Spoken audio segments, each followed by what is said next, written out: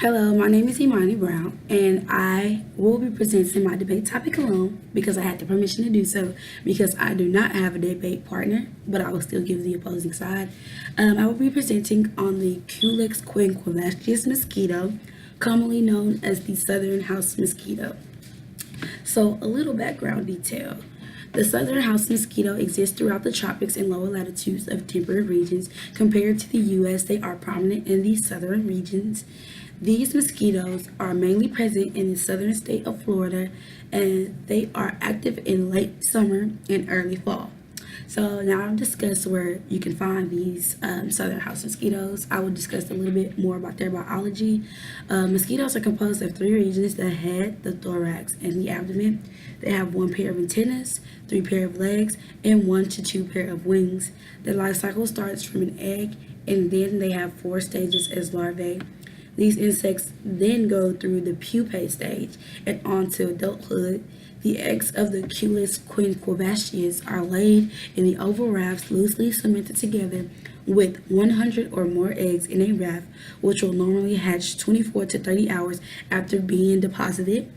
The larval head is short and stout and becomes darker toward the base. The mouth brushes have long yellow filaments that are used for filtering organic materials, and the abdomen consists of 8 segments: the siphon and the saddle. Pupae are coma shaped and consists of a fused head and thorax. The time of development under natural conditions for all stages is variable and dependent on the temperature of the region that they are in. Adult southern mosquitoes are 3.96 to 4.25 millimeters in length. Both the male and female mosquitoes take sugar meals from plants, but after mating, the females seek blood meals, and they feed mostly on mammals and humans throughout the night. After the female digests her blood, she lays her eggs and the cycle repeats. And that's where the danger begins and the humans come in. My insect is the most dangerous to humans because they are vectors to pathogens which affect humans. If I had a partner, the insect they will be comparing to mine will also be a mosquito, and it's known as the Aedes albopictus mosquito, also known as the Asian tiger mosquito.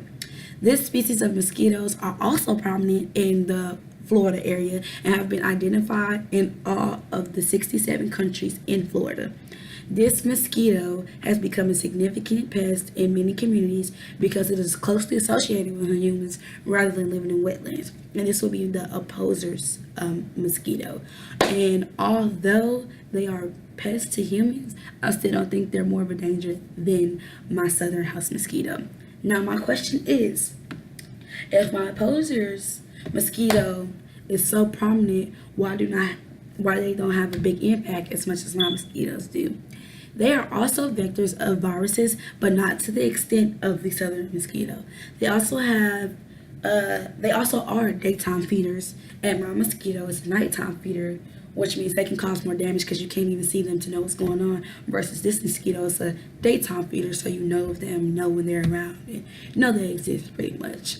In addition, I would like to show that in a map that I found, it showed that their mosquito, the Asian tiger mosquito, was very prominent in the United States, but my southern house mosquito is prominent worldwide along the southern regions, like borderline of North America onto South America, and then all of Africa and just across the whole board in the southern region. And as you know, the southern mosquitoes are within the whole southern hemisphere and worldwide. And the Asian tiger mosquitoes are the only prominent in the United States, which is why it can't be the most dangerous to humans. So, to continue, I would like to mention that my insect is the primary vector of the St. Louis sepsis virus. Mosquitoes can cause these infections to humans by biting them for blood meals. Mild illness that this insect causes for humans are fever and headaches. Now, let's remember, they also have major impacts on the human species. More severe cases of these viruses transmitted by the southern house mosquito are headache, of course, fever, neck stiffness, stupor, disorientation, coma, tumors, occasional collusions, and excuse me, Spastic paralysis.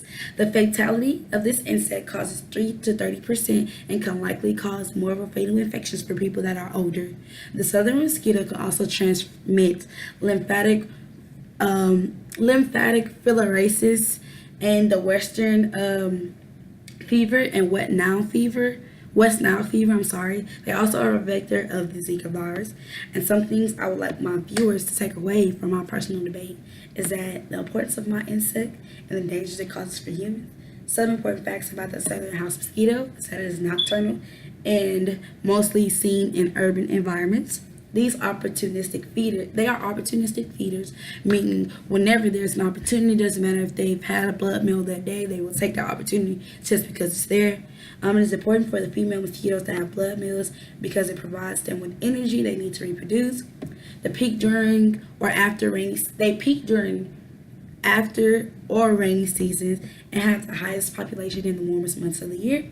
Also remember they are subtropical and are in warm temperature areas. Humans should try their best to stay away from my mosquito because it infects them with several viruses that we do not currently have treatment for. Instead of suffering, we should stay away from these nocturnal blood-sucking monsters. Thank you for watching. I hope you learned something about my personal debate about the Culex quinquevalstris mosquito.